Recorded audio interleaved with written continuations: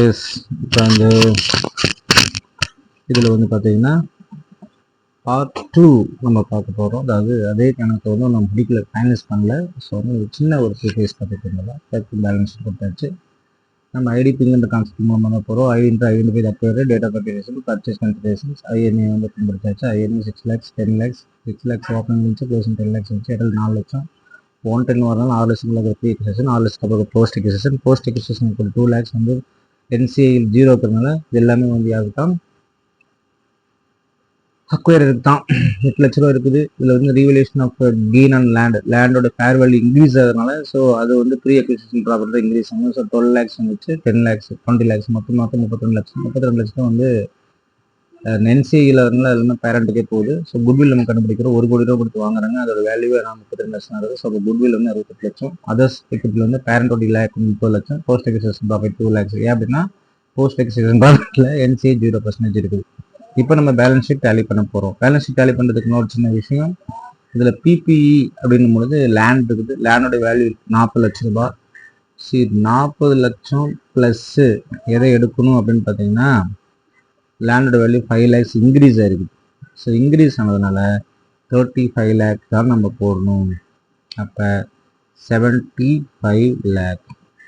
அடுத்து plant and machinery எடுக்கிறோம். So plant and machinery 20 lakh plus increase ஆனது எவ்வளவு இல்லை, பிளான்ட் அண்ட் மெஷினரி இன்க்ரீஸ் ஆனது இல்லாதனால அப்படி 15 lakhs தான். So 35 lakh.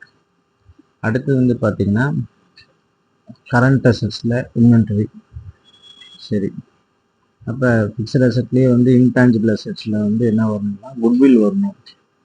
குட்வில் போட்டாச்சுன்னு பார்த்தா எஸ், குட்வில் 68 lakh. அடுத்தது நான் கரண்ட் அசட்ஸ், அதில் இன்வென்டரி எடுக்கிறீங்க. இன்வென்டரியோட 10 lakhs வந்து யாரோடது, பேரண்டோடது. 5 lakh இங்கே இன்க்ரீஸ் ஆனது எவ்வளவு, இன்வென்டரி 2 lakh. அப்போ 5 lakh 2 lakhs ஆச்சுன்னா 7 lakh. அப்போ 7 lakh. அப்போ 17 lakh. இதுதான் பேலன்ஸ் ஷீட்டோட இந்த சைடு. ஈக்குவிட்டியில் வந்து எப்பயுமே liabilities, equities and liabilities, equities and liabilities. எப்பயுமே ஈக்குவிட்டி வந்து யாராக இருக்கணும், பேரண்டோட மட்டுமே எடுக்கணும். நான் சொல்லிக்கிறேன், அதை மறந்துடக்கூடாது. 70 lakhs. அடுத்தது அதர்ஸ் ஈக்குவிட்டி, இவங்களோடது 30 ப்ளஸ் அங்கே ஒரு 32. ஸோ அதர்ஸ் ஈக்குவிட்டி வந்து 32 lakhs. எப்படிங்க சார் 32 lakhsன்னு கேட்காதீங்க, நான் இங்கேயே போட்டு கொடுத்துட்டேன். கன்சாலிடேட்டட் பேரண்ட் 32 lakhs இருந்துச்சு. அடுத்தது என்சிஐ வருமானம் ஒரு கேள்வி. எஸ், நான் கண்ட்ரோல் இன்ட்ரெஸ்ட் 0 தான் வரும், ஏன்னா அது இல்லை.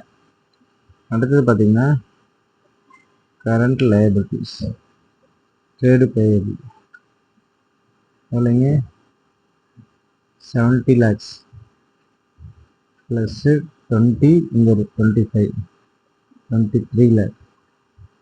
அப்போ 93 lakh.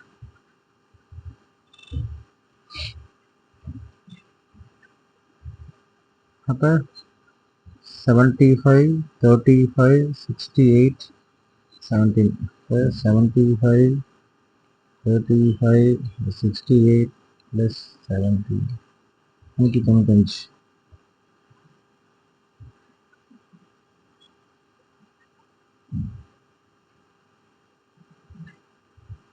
70 lakh, 32 lakh, 93 lakh.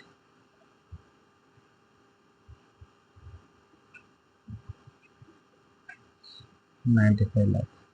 Balance sheet tally ஆகிடும். ஸோ இந்த கணக்கோடைய ப்ரிஃபேஸ் நம்ம திருப்பி பார்க்க போகிறோம். ஒரு சின்ன ரிவ்யூ தான். ஏன் நம்ம வந்து இந்த அசட் எடுத்துக்கும் பொழுது ஃபேர் வேல்யூ எடுத்துக்கணும்னா ஃபேர் வேல்யூ தான் நம்ம எடுத்துக்க முடியும். எப்பவுமே ரீவேல்யூஷன் ஆயிடுச்சுன்னு அர்த்தம். ஸோ அதனால் நம்ம ஃபேர் வேல்யூ தான் எடுத்துக்கணும். இந்த இடத்துல குட்வில் ரொம்ப முக்கியமான பாயிண்டாகவும் என்சி முக்கியமான பாயிண்டாகவும் நிற்குது. ஸோ இது வந்து revaluation on gain on fixed assets and current liabilities and current assets. ஐடிபிங்கிற கான்செப்ட் மூலமாக போட்டோன்னா எந்த கணக்காக இருந்தாலும் உங்களுக்கு ரொம்ப ஈஸியாக வரும். தேங்க்யூ.